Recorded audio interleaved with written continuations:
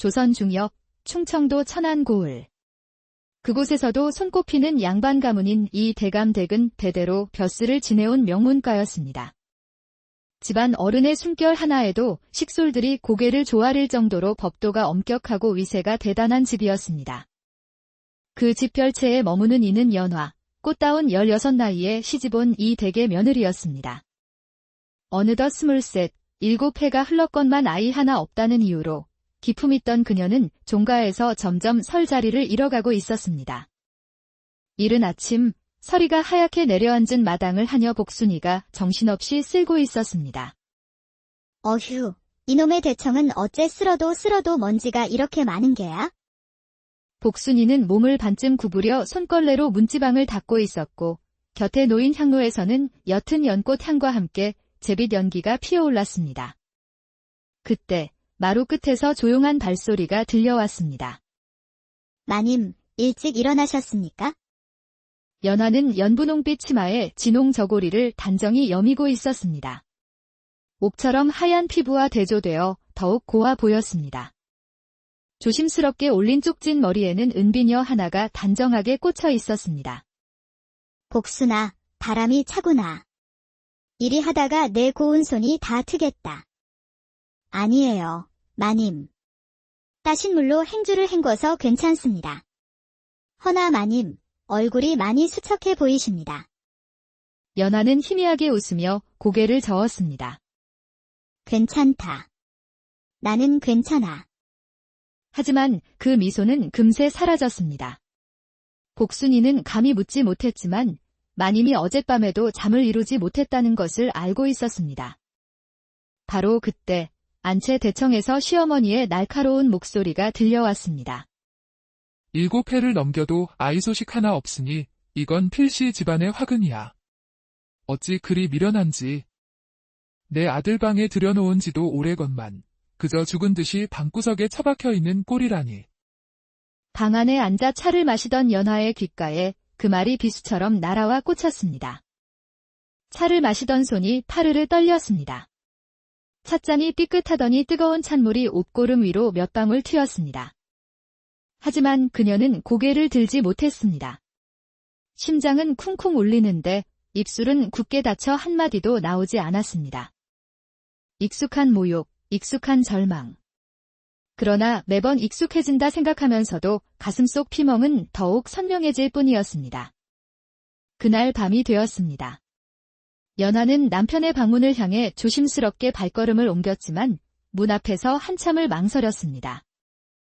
이 밤중에 거기 서서 무얼 그리 눈치를 보고 있느냐.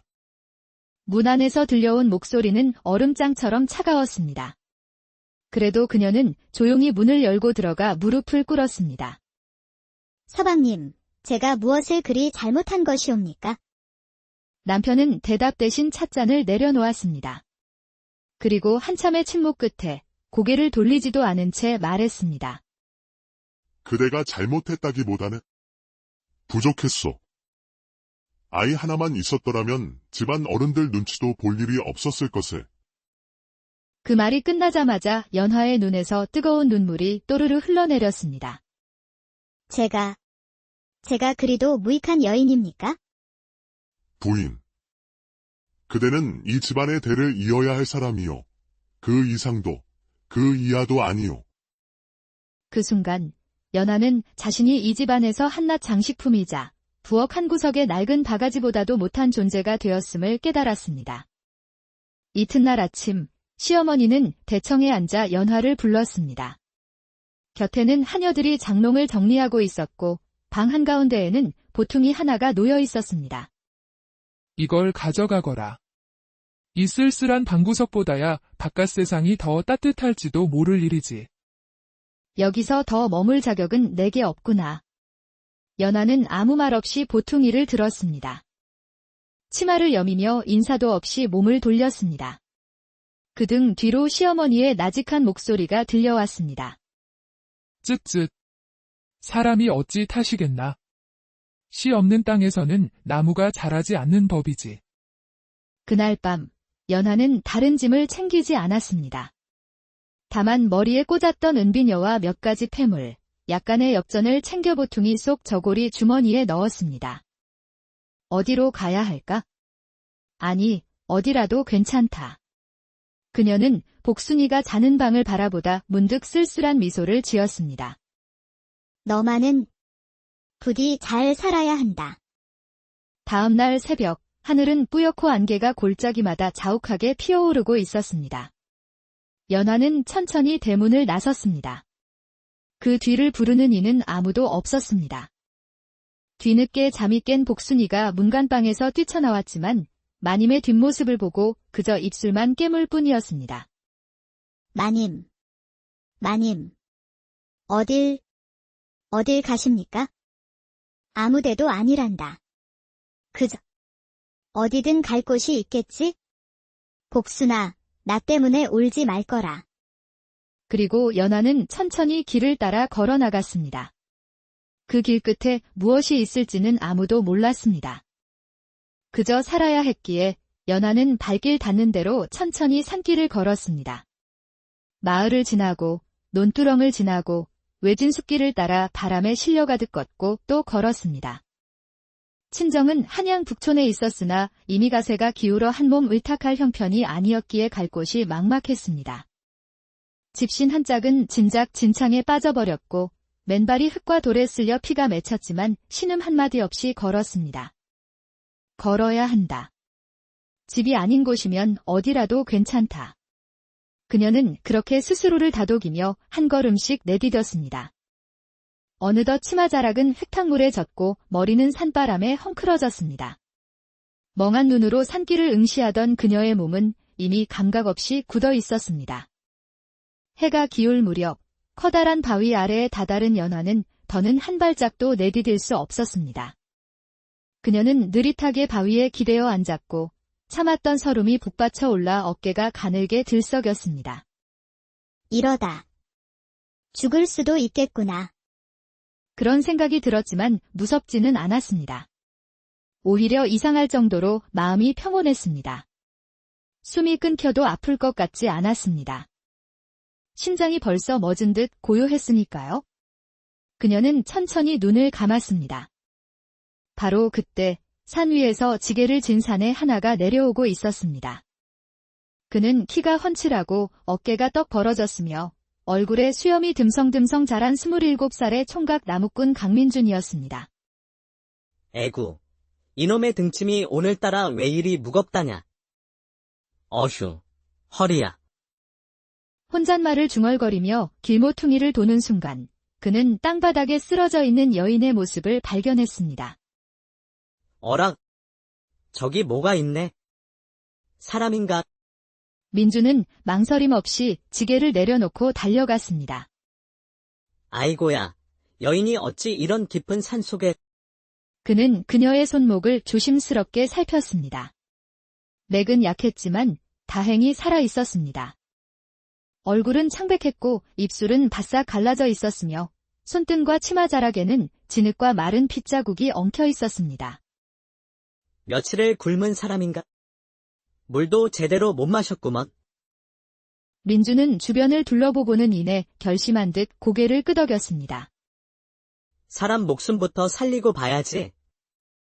그는 조심스럽게 여인의 팔을 들어 자신의 등으로 업었습니다. 자신보다 머리 하나는 작은 그녀는 깃털처럼 가벼웠습니다.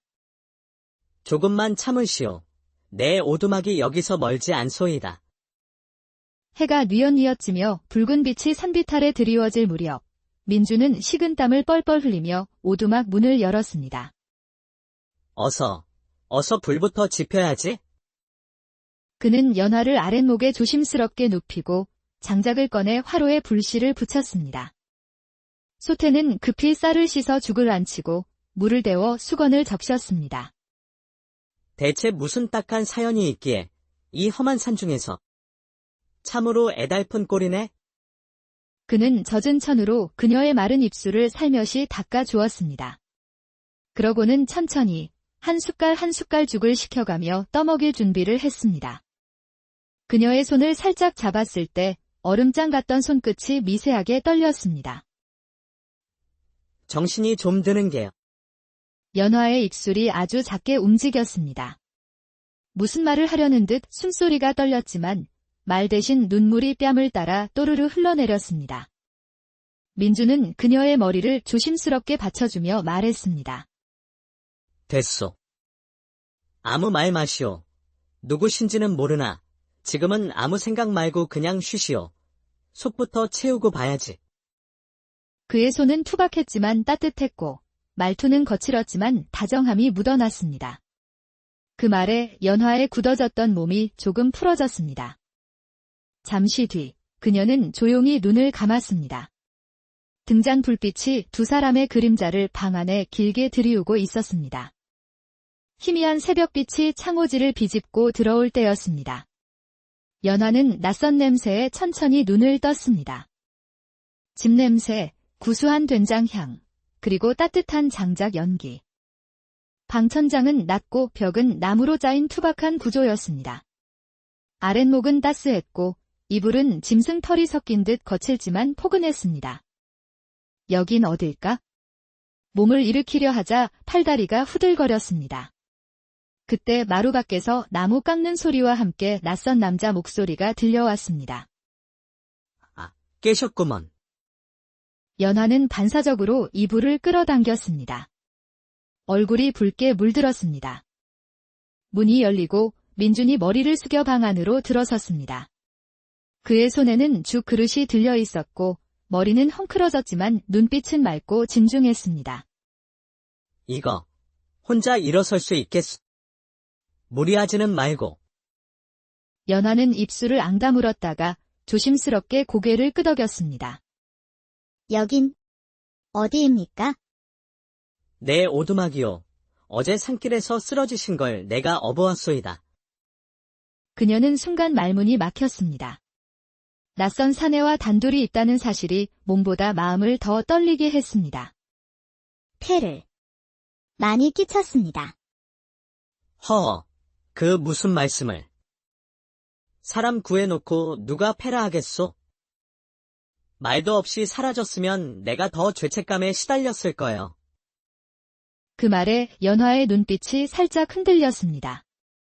저는 죽을 뻔했습니다. 말꼬리를 흐리는 그녀를 보며 민주는 죽 그릇을 내려놓았습니다. 죽이라도 몇 술 뜨셔야지. 쌀을 푹 불려 따뜻하게 끓였소이다. 소금은 아주 조금만 넣었고. 연화는 천천히 그릇을 바라보다가 물었습니다. 혹시 성함을 여쭤봐도 되겠습니까? 내 이름은 강민준이요. 이 고을 토박이로 나무에서 장에 내다 팔고 겨우 입에 풀칠하며 사는 사람이요. 그는 쑥스러운 듯 뒤통수를 극적였습니다. 그리고 조심스럽게 물었습니다. 여쭤봐도 될는지. 부인께서는 어찌하여? 연화는 잠시 망설였습니다. 그의 눈동자에는 호기심이 있었지만 무례한 기색은 없었습니다. 그저 사정이 있어 길을 나섰던 중입니다. 신분을 밝히기엔 제 사정이 곱지 않아 죄송합니다. 민주는 고개를 끄덕였습니다. 그쯤이면 되었소. 세상사 누구나 말 못할 속사정이 있는 법이지요. 괜한 걸 물었소. 미안하오. 그 말에 연화는 살짝 놀랐습니다. 자신을 추궁하지 않고 오히려 이해한다는 말은 처음 들어보는 듯 했습니다. 민준 도령님, 그냥 편히 부르십시오. 잠시만 이곳에 머물러도 되겠습니까? 그 말에 민주는 아무 말 없이 창밖을 보았습니다. 눈을 한번 감았다가 뜬 뒤 작게 웃으며 말했습니다. 부인이 원하신다면 마음 다 나으실 때까지라도 계시오. 이 깊은 산골은 귀한 손님이 잘 안 오거든. 그 말에 연화의 입가에 희미한 미소가 번졌습니다. 감사하다는 말을 꺼내기도 전에 마음속 깊은 곳에서 오래 묻어두었던 온기가 조금씩 퍼져나갔습니다. 그날 이후 연화는 민준의 오두막에서 몸을 추스르며 머물게 되었습니다. 이튿날 아침 연화는 낮은 기침 소리에 잠을 깼습니다. 바깥에서는 새들이 지저귀는 소리가 아침을 알리고 있었습니다. 그녀가 조심스럽게 몸을 일으키자 기호는 아직 덜 찾았지만 두 다리로 바닥을 디딜 수는 있었습니다. 밖에서는 나무 쪽에는 소리가 규칙적으로 들려왔습니다. 문을 살며시 열자 민준이 도끼를 들고 땀을 뻘뻘 흘리며 장작을 패고 있었습니다. 아침 햇살에 비친 그의 뒷모습은 크고 단단해 보였습니다. 연하는 그 모습을 잠시 바라보다 조용히 문을 닫고 이불을 정리했습니다. 저런 분이 나를 구해주셨구나. 고요한 방 안에서 그녀는 처음으로 자신이 살아있다는 실감을 했습니다. 잠시 뒤 민주는 멍석 위에 앉아 손을 털고는 문 밖에 대고 물었습니다. 기호는 좀 어떠신가요? 예, 많이 회복되었습니다. 고맙습니다. 도령님. 그 말에 민주는 쑥스러운 듯 헛기침을 했습니다. 허허, 다행이요. 날이 맑으니 마당에서 바람 좀 쐬시지요. 땀이 좀 나면 정신도 맑아지는 법이요. 연하는 옷깃을 여미고 마루로 나섰습니다. 오두막은 작았지만 단정했고 뒷곁에는 장독대 몇 개와 작은 텃밭이 있었습니다. 나무 향, 풀 냄새, 햇볕 냄새. 모든 것이 고요하고 따스했습니다. 그날부터 연하는 조금씩 오두막 일을 돕기 시작했습니다. 솥뚜껑을 열어 밥을 짓거나 불씨가 꺼지면 장작을 몇 개 더 넣는 일 정도는 손수 해냈습니다. 그냥 쉬시오. 그런 일은 제가 다 하니 안 해도 됩니다. 아닙니다. 그저 누워만 있기엔 마음이 불편합니다. 이렇게 정성껏 살려주셨는데 저도 마음이라도 쓰고 싶습니다. 그 말에 민주는 더는 그녀를 막지 않았습니다. 밤이 되자 두 사람은 등잔불을 켜고 작은 밥상을 마주했습니다. 민준이 직접 말린 무말랭이와 콩자반, 그리고 연화가 끓인 된장국이 전부였습니다. 된장 맛이 혹시 짜지는 않을까 염려되네요. 허, 무슨 말씀을. 내 평생 먹어본 된장국 중에 오늘 것이 가장 구수하고 맛있었소이다. 그 말에 연화의 얼굴이 붉게 물들었습니다. 그저 정성을 담았을 뿐입니다. 정이 세상에서 제일 귀한 것이지요. 그날 밤, 연하는 오랜만에 편안히 눈을 감았습니다. 불빛 너머로 들려오는 민준의 나무 깎는 소리, 마당을 스치는 바람 소리, 이불 안의 따뜻한 기운이 그녀를 깊은 잠으로 이끌었습니다. 그리고 꿈속에서 그녀는 처음으로 시댁이 아닌 다정한 사람의 곁에서 눈물 흘리지 않고 웃고 있는 자신을 보았습니다. 며칠이 흘렀습니다. 연화의 얼굴에는 서서히 혈색이 돌기 시작했고 초가집안도 그녀가 깨어있으니 훨씬 생기가 넘쳤습니다. 아침마다 눈을 뜨면 그는 마당에서 장작을 패거나 텃밭에 물을 주거나 말없이 된장을 덜고 있었습니다. 도령님, 예, 부인. 이 오두막 안에서 참 많은 것을 배우게 됩니다. 고요한 산속이 이렇게 사람 마음을 편안하게 한다는 걸 처음 알았습니다. 그리 편하셨다니 다행이요. 혹 심심치 않으시면 오늘 장독대 여포간을 좀 치워볼까 합니다. 연하는 잠시 생각에 잠겼다가 조심스럽게 말했습니다. 혹시 누룩을 띄워보신 적이 있으십니까? 민준이 의아한 표정을 짓자 그녀가 말을 이었습니다. 예, 제가 친정에서 배운 것이 있습니다. 어머니께서 대대로 전해오신 술 빚는 법인데 잘만 만들면 마을 장터에 내놓을 만한 술이 나옵니다. 민준의 눈이 살짝 커졌습니다. 정말이요. 부인께서 술을 빚으신다고? 네, 비법이라 할 것도 없습니다. 다만 땀과 정성이 많이 들어가야 하지요. 그녀의 말에 민준은 빙그레 웃으며 말했습니다.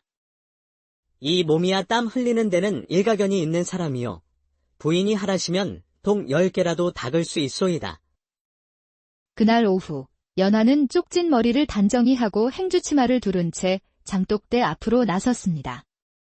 하늘은 청명했고 장독 위로 햇살이 따뜻하게 내려앉았습니다. 독은 속까지 깨끗해야 합니다. 겉만 번지르르 해서는 아니 됩니다. 연하는 촉촉하게 적신 누룩가루를 둥글게 빚으며 마루 위에 하나씩 얹었습니다. 누룩은 숨을 쉬어야 하니까 너무 세게 눌러서는 아니 됩니다. 그 모습을 민주는 넋을 놓고 지켜보았습니다. 그녀의 손끝에서 정갈하게 만들어진 누룩은 작은 보름달처럼 동그랗고 윤기가 흘렀습니다. 이 누룩의 향이 좋으면 술도 깊은 맛이 납니다. 어릴 적 어머니께서 그러셨어요. 사람도 누룩처럼 정갈하게 살아야 깊은 사람이 된다고. 그 말을 들은 민주는 마치 마음에 새기듯 고개를 끄덕였습니다. 부인께 그런 이야기를 들으니 참 마음이 따뜻해집니다. 며칠 뒤 작은 술독 하나가 마루 밑에 묻혔습니다. 연화는 매일 아침 술독을 톡톡 두드려 향을 맡았고 민주는 그 옆에서 멍석을 깔아 햇살을 모았습니다. 그러던 어느 날 아침 술독 뚜껑을 열던 연화의 얼굴이 환하게 빛났습니다. 아, 됐습니다. 아주 잘 익었어요. 정말이요. 예, 이 정도면 내일쯤은 첫 술을 떠도 좋겠습니다. 민주는 들뜬 목소리로 말했습니다. 그럼 제가 마을까지 다녀올 테니 찹쌀과 대추 좀 사오지요. 혹 남는 걸로 떡도 좀 해볼까요? 그의 말에 연하는 환하게 웃었습니다. 예전 같으면 감히 꺼내지도 못했을 말과 생각이 지금 이 작은 오두막 안에서는 마음 편히 오가고 있었습니다. 밤이 되자 작은 등잔불 아래 민주는 술이 익어가는 향을 맡으며 말했습니다. 부인, 이렇게 술 향기와 함께 저녁을 맞는 것도 처음입니다. 저도 그렇습니다. 내가 누구인지 무엇을 이뤘는지 말하지 않아도 이곳에서는 제가 숨을 쉴 수 있네요. 연화는 고개를 들어 민준의 눈을 바라보았습니다. 고맙습니다. 살려주셔서, 그리고 말없이 곁에 있어 주셔서. 그 말에 민주는 아무 말 없이 고개를 숙였습니다. 마당 너머 밤하늘에는 별빛이 가득했고 술독 속에서 조용히 익어가는 술은 그들의 마음을 하나로 이어주는 듯 했습니다. 그날은 5일장이 열리는 날이었습니다. 민주는 작은 단지 2개의 술을 담아 지프로 싸서 조심스럽게 등에 지고 장터로 향했습니다. 저작거리에서 기웃거리지 마시고 그냥 찹쌀만 사오셔요. 알았소. 그리고 혹시라도 이 술이 팔린다면 말이오. 팔리긴요. 술 만든 지 며칠이나 되었다고. 그녀는 웃었지만 민주는 진지했습니다. 장터 어귀에 들어선 민주는 주전부리 자판을 차린 노파 옆에 자리를 빌렸습니다. 어르신, 여기 술 2병인데 한 잔씩 팔아봐도 되겠소? 허허, 술은 언제나 환영이지. 단, 맛만 있다면 말이여. 잠시 후 장꾼 하나가 시원한 술 없냐며 다가왔습니다. 민주는 조심스럽게 잔에 한 국자 따라 건넸습니다. 장꾼이 입을 대더니 곧바로 눈이 휘둥그레졌습니다. 아니, 이게 도대체 무슨 술이요? 향은 은은한데 목으로 꿀떡 넘어가는구먼. 고향집 비법으로 빚은 술이요. 그 말을 듣자 옆에 있던 자판 상인들이 하나둘씩 다가왔습니다. 작은 잔으로 하나씩 돌리다 보니 금세 단지 하나가 비워졌습니다. 그 소문은 마을 안쪽까지 퍼져나갔고 이윽고 그 소식을 귀담아 듣던 이가 있었으니 바로 만석군 김대감과 그의 아들 김도령이었습니다. 김대감은 마을에서 손꼽히는 지주였고 아들 김도령은 돈과 권세를 믿고 방탕하게 살기로 유명했습니다. 아버님, 듣자 하니 저 산골짜기에서 기가 막힌 술을 빚는다지. 허, 누가 그깟 오두막에서 술을 빚는다고. 기껏해야 막걸리 나부랭이 아니겠느냐. 허나 소자, 술 맛은 좀 안다오. 그 술이 그냥 넘어갈 맛이 아니라고들 합니다. 게다가 그 술 빚는 여인이 그리도 곱다더이다. 그 말에 김대감의 눈이 번쩍 빛났습니다. 어디냐? 그 오두막이. 며칠 후 김대감과 아들 김도령은 민준의 집마당에 느닷없이 나타났습니다. 허, 자네가 바로 그 술을 만든다는 총각인가? 오, 이쪽은 내 아들일세. 그런데 이 술을 직접 빚은 이는 어디 있나? 민준이 무언가 말하려는 찰나 문간에서 연화가 조심스럽게 걸어 나왔습니다. 햇살에 비친 그녀는 티끌 하나 없이 단정했고 옅은 미소에는 정갈한 마음이 담겨 있었습니다. 그 모습을 본 김도령의 입꼬리가 슬며시 올라갔습니다. 이 술맛이 이리도 고왔구먼? 그 불쾌한 눈빛을 읽은 민준의 표정이 차갑게 굳었습니다. 그날 밤 연하는 장작불 앞에서 조용히 앉아 있었습니다. 민준이 말없이 그녀 옆에 와 앉았습니다. 미안합니다. 제가 더 힘있는 사람이었다면 저런 자들이 함부로 찾아오지 못했을 텐데. 아닙니다. 이 술은 제게 자식과도 같은 존재입니다. 누가 함부로 손댈 수는 없지요. 그녀는 작게 웃었습니다. 게다가 이 오두막이 점점 저에게 진짜 집이 되어 가고 있는 거요. 민주는 그 말을 가만히 들었습니다. 달빛이 그녀의 뺨을 부드럽게 비췄고 그 순간 그는 자신도 모르게 속으로 중얼거렸습니다. 이분을 더 오래 지켜주고 싶다. 한 달이 지나고 초가집 술맛은 천안 장터까지 소문이 퍼졌습니다. 사람들은 그 술을 전화주라 불렀습니다. 연하는 새벽이면 누룩을 만지고 민주는 장작을 패고 술독을 손질하며 두 사람은 조용한 동무처럼 정겨운 일상을 이어갔습니다. 도령님, 이제는 큰 항아리를 더 드려야겠어요. 이웃 고을에서도 술을 찾는다고 합니다. 부인, 그만큼 이름이 난 것이기도 하지만 괜히 눈에 띄었다가 병고라도 생기면 어쩌시려고 그럽니까? 지난번 장터에서 김도령이 또 왔다 하셨지요? 예, 그 자가 이번엔 부인을 직접 만나 뵙겠다며 동업하자는 말까지 하더이다. 양조장을 크게 키우자나 어쩌자나. 연화의 눈매가 가늘어졌습니다. 그 술은 제 어머니와 외할머니, 대대로 내려온 술맛입니다. 그런 속셈을 가진 이와 함께 할 수는 없지요. 그래서 제가 딱 잘라 거절해버렸소. 헌데 그 후로 장터 좌판에 술을 못 놓게 한다고 하더이다. 조심하셔야겠소? 연하는 말없이 누룩을 빚던 손을 멈췄습니다. 별 수 없군요. 하지만 이 술맛을 기억하는 이들이 언젠가는 알아주겠지요. 며칠 후 장터. 민주는 항아리를 들고 나섰지만 과연 좌판 상인들은 자리를 내주지 않았습니다. 미안하네. 젊은이. 김도령이 어찌나 으름장을 놓던지. 우리도 먹고 살아야 하지 않겠나? 민주는 말없이 항아리를 길가 바위 위에 올려두고 덮개를 열었습니다. 이건 파는 술이 아니라 나누는 술이오. 맛이 궁금한 분들은 한 잔씩 드셔보시오. 지나가던 장꾼이 한 모금 마시자 곧 표정이 환해졌습니다. 이야. 이런 술은 대감댁 진상품으로도 못 봤어. 소문은 금세 퍼졌고 바위 주변은 다시 사람들로 북적였습니다. 그날 저녁, 김도령은 기방에서 기생과 술을 마시고 있었습니다. 그 연하라는 여인, 손재주 하나는 정말 곱더군. 술맛도 좋고 얼굴도 곱고 꺾이지 않는 그 눈빛은 더 곱더라고.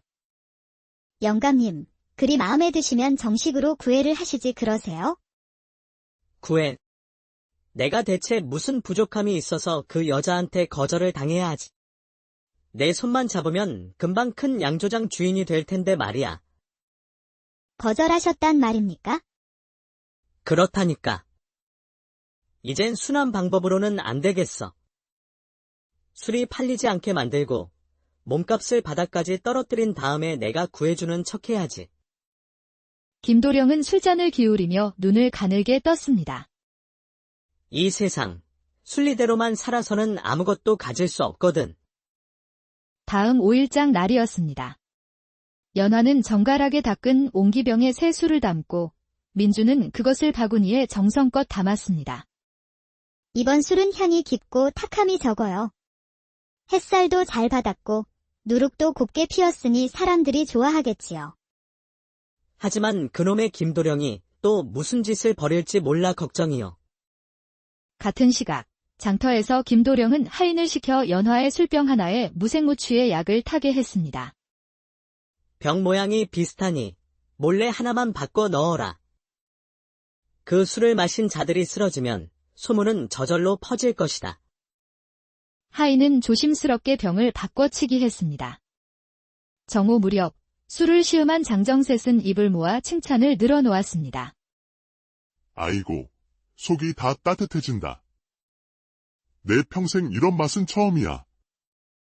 그러나 그날 밤, 세 사람 모두 다른 장소에서 갑자기 쓰러졌습니다. 한 명은 장작을 패다 땅에 쓰러졌고, 둘째는 자기 집 마당에서 고꾸라졌으며, 셋째는 장터 귀퉁이에서 횡설수설하다 털썩 주저앉았습니다. 셋 다 낮에 똑같은 술을 마셨다 하더라. 글쎄, 술독에 독약이라도 들어간 거 아니야? 그 여자 수상쩍다 했어. 소문은 장터와 마을 골목을 타고 삽시간에 퍼져나갔습니다.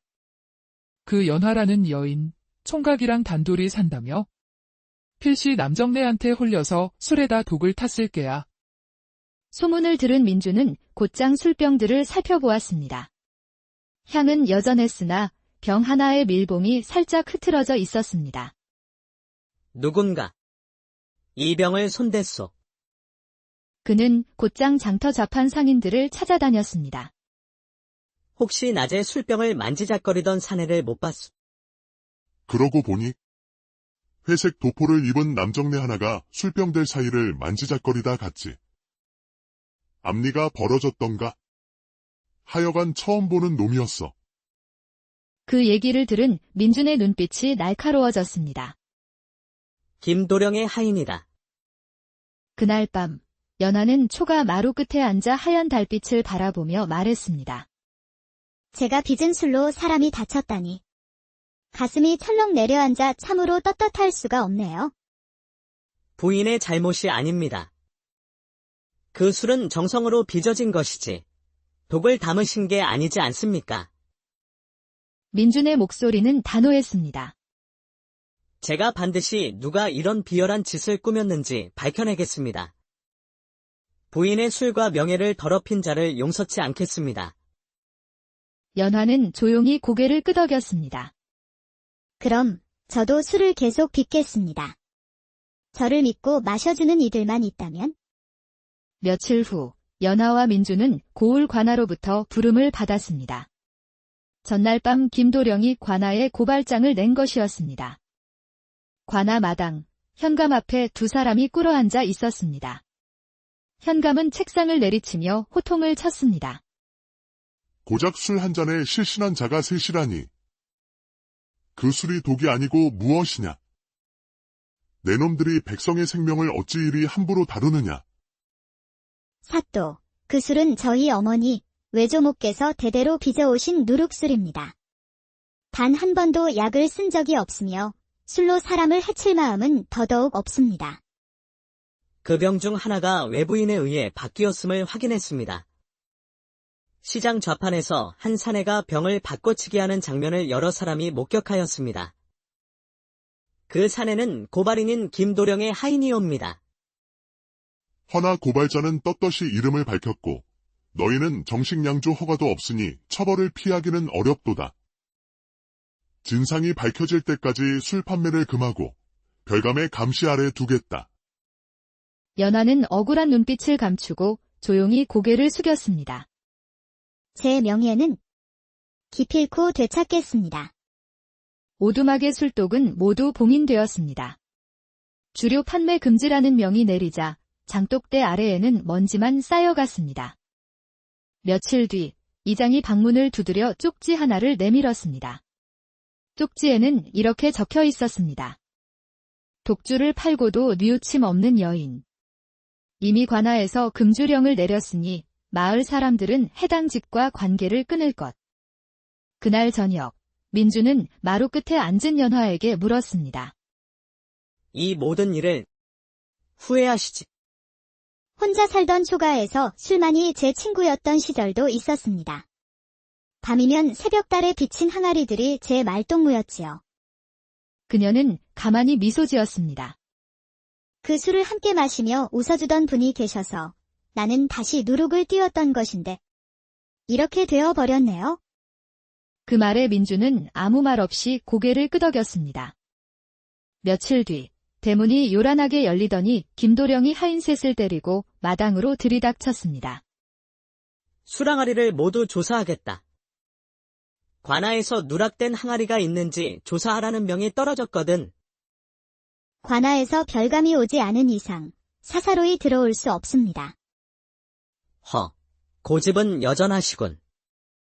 그럼 내 방법대로 하지.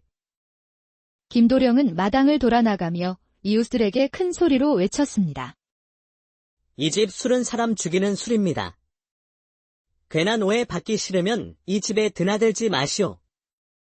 그날 밤 연하는 누룩 그릇을 꺼내 들고 민준에게 조용히 말했습니다. 이 술은 제 친정, 강씨 집안 여인들에게만 전해지던 술입니다. 향이 깊고 속을 덮이며 마음을 열게 하는 술이라 하여 달심주라 불렸어요. 그런데 왜 그 명맥이 끊겼습니까? 아버지, 조선 중엽, 충청도 천안 고을. 그곳에서도 손꼽히는 양반 가문인 이 대감댁은 대대로 벼슬을 지내온 명문가였습니다. 집안 어른의 숨결 하나에도 식솔들이 고개를 조아릴 정도로 법도가 엄격하고 위세가 대단한 집이었습니다. 그 집 별채에 머무는 이는 연화, 꽃다운 16 나이에 시집온 이 댁의 며느리였습니다.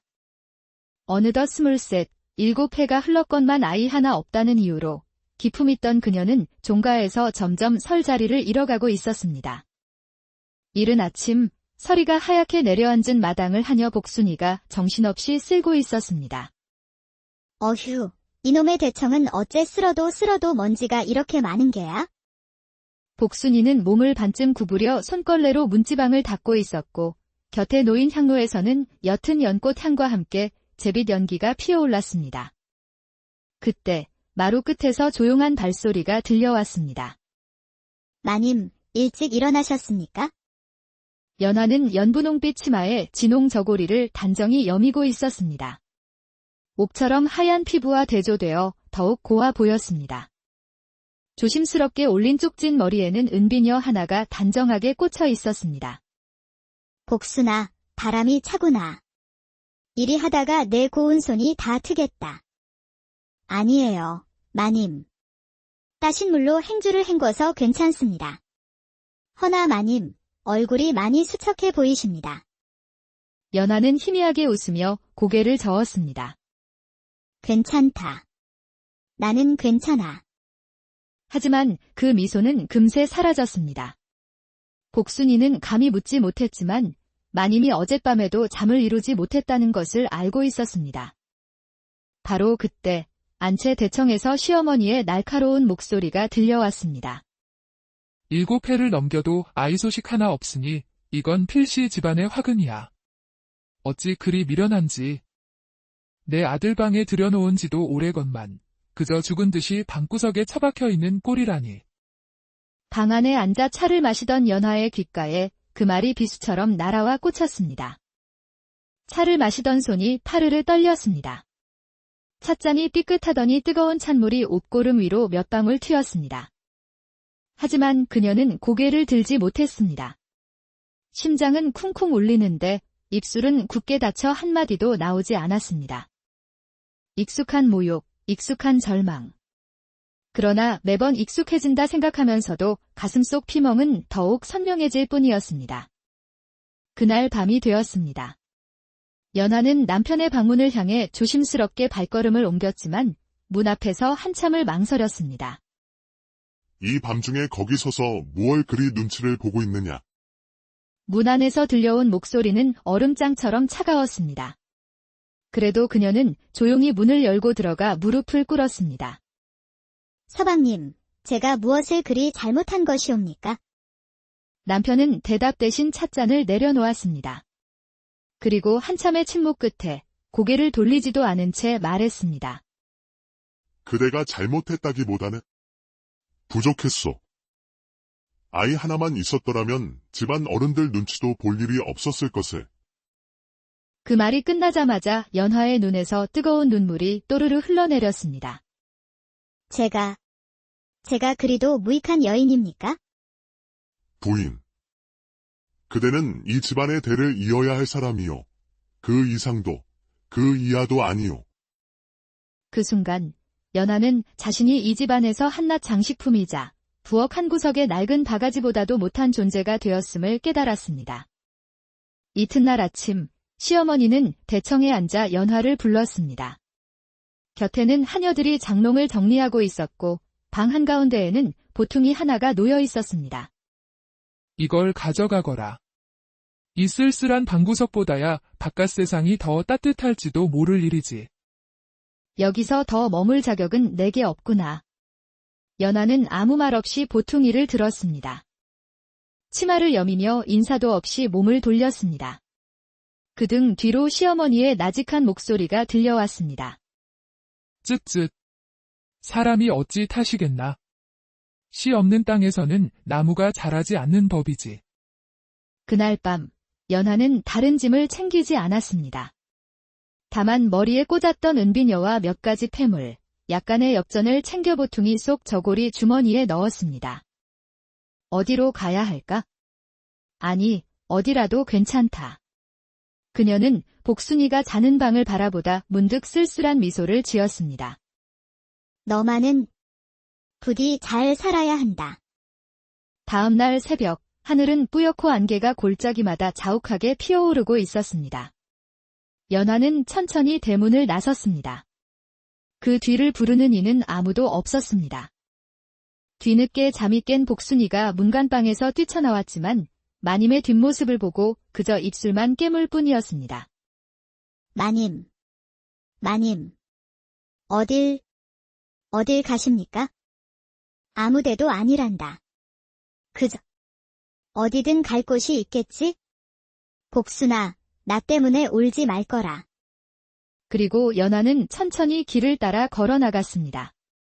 그 길 끝에 무엇이 있을지는 아무도 몰랐습니다. 그저 살아야 했기에 연하는 발길 닿는 대로 천천히 산길을 걸었습니다. 마을을 지나고 논두렁을 지나고 외진 숲길을 따라 바람에 실려가듯 걷고 또 걸었습니다. 친정은 한양 북촌에 있었으나 이미 가세가 기울어 한몸 의탁할 형편이 아니었기에 갈 곳이 막막했습니다. 집신 한 짝은 진작 진창에 빠져버렸고 맨발이 흙과 돌에 쓸려 피가 맺혔지만 신음 한마디 없이 걸었습니다. 걸어야 한다. 집이 아닌 곳이면 어디라도 괜찮다. 그녀는 그렇게 스스로를 다독이며 한 걸음씩 내디뎠습니다. 어느덧 치마자락은 흙탕물에 젖고 머리는 산바람에 헝클어졌습니다. 멍한 눈으로 산길을 응시하던 그녀의 몸은 이미 감각 없이 굳어 있었습니다. 해가 기울 무렵 커다란 바위 아래에 다다른 연화는 더는 한 발짝도 내디딜 수 없었습니다. 그녀는 느릿하게 바위에 기대어 앉았고 참았던 설움이 북받쳐 올라 어깨가 가늘게 들썩였습니다. 이러다 죽을 수도 있겠구나. 그런 생각이 들었지만 무섭지는 않았습니다. 오히려 이상할 정도로 마음이 평온했습니다. 숨이 끊겨도 아플 것 같지 않았습니다. 심장이 벌써 멎은 듯 고요했으니까요. 그녀는 천천히 눈을 감았습니다. 바로 그때 산 위에서 지게를 진 산에 하나가 내려오고 있었습니다. 그는 키가 훤칠하고 어깨가 떡 벌어졌으며 얼굴에 수염이 듬성듬성 자란 27살의 총각 나무꾼 강민준이었습니다. 에구, 이놈의 등짐이 오늘따라 왜 이리 무겁다냐. 어휴, 허리야. 혼잣말을 중얼거리며 길모퉁이를 도는 순간 그는 땅바닥에 쓰러져 있는 여인의 모습을 발견했습니다. 어라, 저기 뭐가 있네. 사람인가? 민주는 망설임 없이 지게를 내려놓고 달려갔습니다. 아이고야, 여인이 어찌 이런 깊은 산속에. 그는 그녀의 손목을 조심스럽게 살폈습니다. 맥은 약했지만 다행히 살아 있었습니다. 얼굴은 창백했고 입술은 바싹 갈라져 있었으며 손등과 치마자락에는 진흙과 마른 핏자국이 엉켜 있었습니다. 며칠을 굶은 사람인가? 물도 제대로 못 마셨구먼. 민주는 주변을 둘러보고는 이내 결심한 듯 고개를 끄덕였습니다. 사람 목숨부터 살리고 봐야지. 그는 조심스럽게 여인의 팔을 들어 자신의 등으로 업었습니다. 자신보다 머리 하나는 작은 그녀는 깃털처럼 가벼웠습니다. 조금만 참으시오. 내 오두막이 여기서 멀지 않소이다. 해가 뉘엿뉘엿 지며 붉은 빛이 산빛 아래 드리워질 무렵 민주는 식은땀을 뻘뻘 흘리며 오두막 문을 열었습니다. 어서 불부터 지펴야지. 그는 연화를 아랫목에 조심스럽게 눕히고 장작을 꺼내 화로에 불씨를 붙였습니다. 소태는 급히 쌀을 씻어 죽을 안치고 물을 데워 수건을 적셨습니다.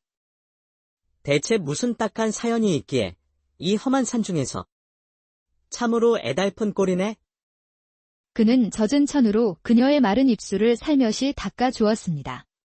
그러고는 천천히 한 숟갈 한 숟갈 죽을 식혀가며 떠먹일 준비를 했습니다. 그녀의 손을 살짝 잡았을 때 얼음장 같던 손끝이 미세하게 떨렸습니다. 정신이 좀 드는 게요. 연화의 입술이 아주 작게 움직였습니다.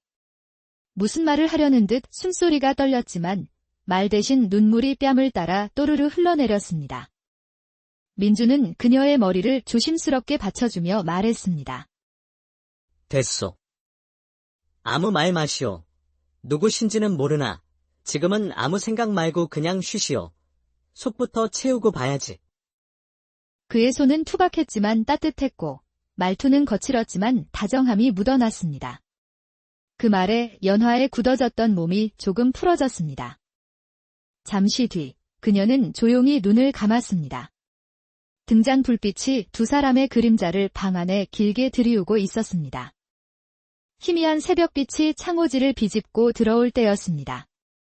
연화는 낯선 냄새에 천천히 눈을 떴습니다. 집 냄새, 구수한 된장향, 그리고 따뜻한 장작 연기. 방 천장은 낮고 벽은 나무로 짜인 투박한 구조였습니다. 아랫목은 따스했고 이불은 짐승 털이 섞인 듯 거칠지만 포근했습니다. 여긴 어딜까? 몸을 일으키려 하자 팔다리가 후들거렸습니다. 그때 마루 밖에서 나무 깎는 소리와 함께 낯선 남자 목소리가 들려왔습니다. 깨셨구먼. 연화는 반사적으로 이불을 끌어당겼습니다. 얼굴이 붉게 물들었습니다.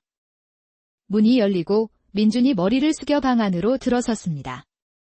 그의 손에는 죽 그릇이 들려 있었고 머리는 헝클어졌지만 눈빛은 맑고 진중했습니다. 이거 혼자 일어설 수 있겠소? 무리하지는 말고. 연화는 입술을 앙다물었다가 조심스럽게 고개를 끄덕였습니다. 여긴 어디입니까? 내 오두막이요. 어제 산길에서 쓰러지신 걸 내가 업어왔소이다. 그녀는 순간 말문이 막혔습니다. 낯선 사내와 단둘이 있다는 사실이 몸보다 마음을 더 떨리게 했습니다. 폐를 많이 끼쳤습니다. 허, 그 무슨 말씀을. 사람 구해놓고 누가 패라 하겠소? 말도 없이 사라졌으면 내가 더 죄책감에 시달렸을 거예요. 그 말에 연화의 눈빛이 살짝 흔들렸습니다. 저는 죽을 뻔했습니다. 말꼬리를 흐리는 그녀를 보며 민주는 죽 그릇을 내려놓았습니다. 죽이라도 몇 술 뜨셔야지. 쌀을 푹 불려 따뜻하게 끓였소이다. 소금은 아주 조금만 넣었고. 연화는 천천히 그릇을 바라보다가 물었습니다. 혹시 성함을 여쭤봐도 되겠습니까? 내 이름은 강민준이요. 이 고을 토박이로 나무에서 장에 내다 팔고 겨우 입에 풀칠하며 사는 사람이요. 그는 쑥스러운 듯 뒤통수를 극적였습니다. 그리고 조심스럽게 물었습니다.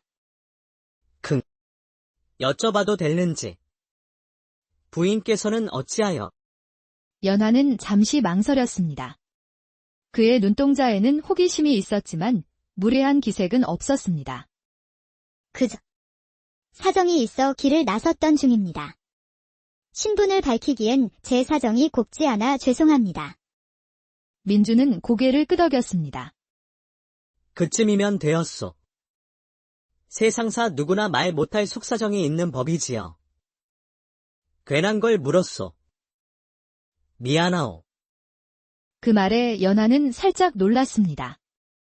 자신을 추궁하지 않고 오히려 이해한다는 말은 처음 들어보는 듯 했습니다. 민준 도령님, 그냥 편히 부르십시오. 잠시만 이곳에 머물러도 되겠습니까? 그 말에 민주는 아무 말 없이 창밖을 보았습니다. 눈을 한번 감았다가 뜬 뒤 작게 웃으며 말했습니다. 부인이 원하신다면 마음 다 나으실 때까지라도 계시오. 이 깊은 산골은 귀한 손님이 잘 안 오거든. 그 말에 연화의 입가에 희미한 미소가 번졌습니다.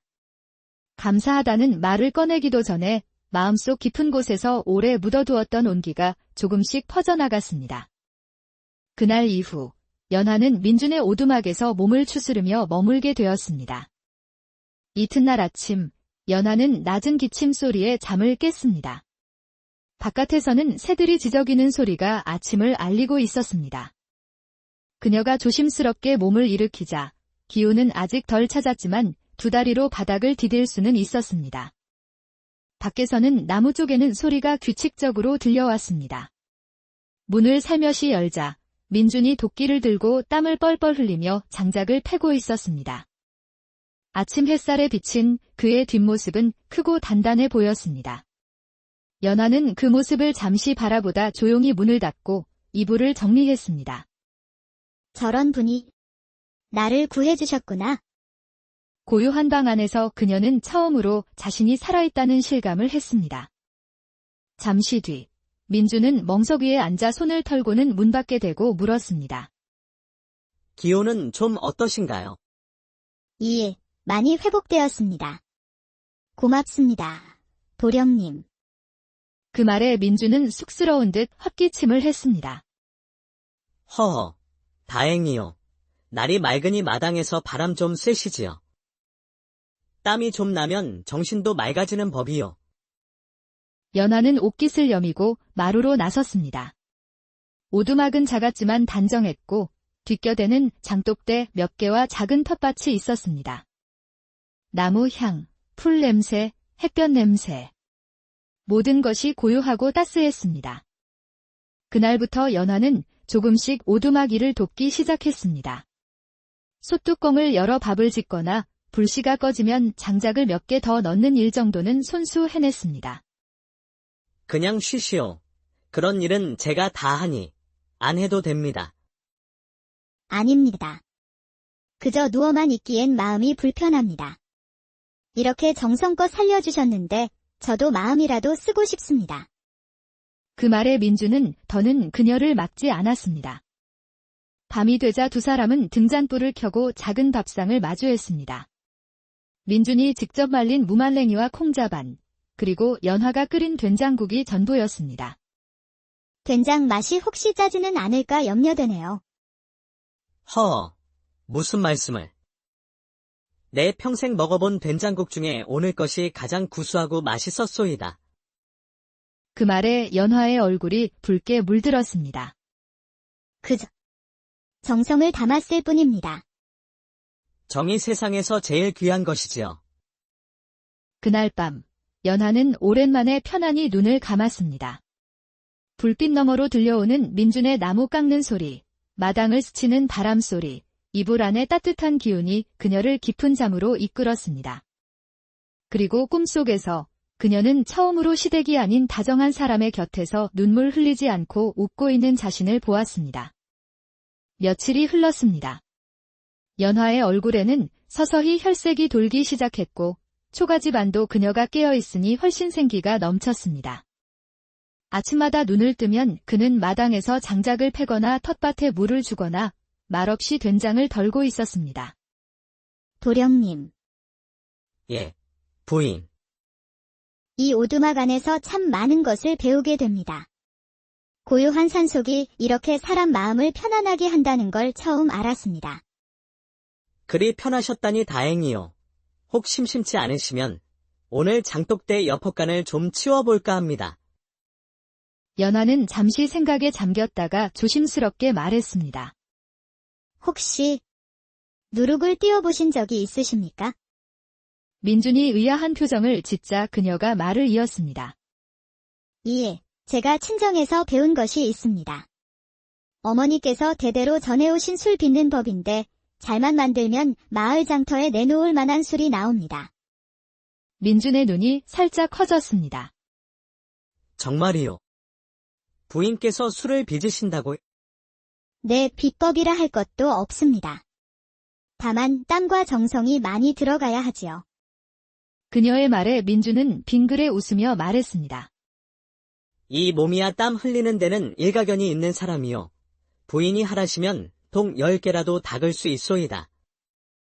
그날 오후, 연하는 쪽진 머리를 단정히 하고 행주치마를 두른 채 장독대 앞으로 나섰습니다. 하늘은 청명했고 장독 위로 햇살이 따뜻하게 내려앉았습니다. 독은 속까지 깨끗해야 합니다.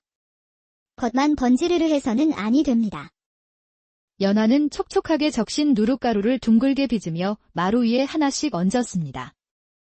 누룩은 숨을 쉬어야 하니까 너무 세게 눌러서는 아니 됩니다. 그 모습을 민주는 넋을 놓고 지켜보았습니다. 그녀의 손끝에서 정갈하게 만들어진 누룩은 작은 보름달처럼 동그랗고 윤기가 흘렀습니다. 이 누룩의 향이 좋으면 술도 깊은 맛이 납니다. 어릴 적 어머니께서 그러셨어요. 사람도 누룩처럼 정갈하게 살아야 깊은 사람이 된다고. 그 말을 들은 민주는 마치 마음에 새기듯 고개를 끄덕였습니다.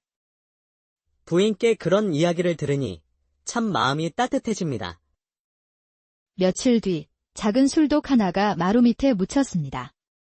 연화는 매일 아침 술독을 톡톡 두드려 향을 맡았고 민주는 그 옆에서 멍석을 깔아 햇살을 모았습니다. 그러던 어느 날 아침 술독 뚜껑을 열던 연화의 얼굴이 환하게 빛났습니다. 아, 됐습니다. 아주 잘 익었어요. 정말이요. 예, 이 정도면 내일쯤은 첫 술을 떠도 좋겠습니다. 민주는 들뜬 목소리로 말했습니다.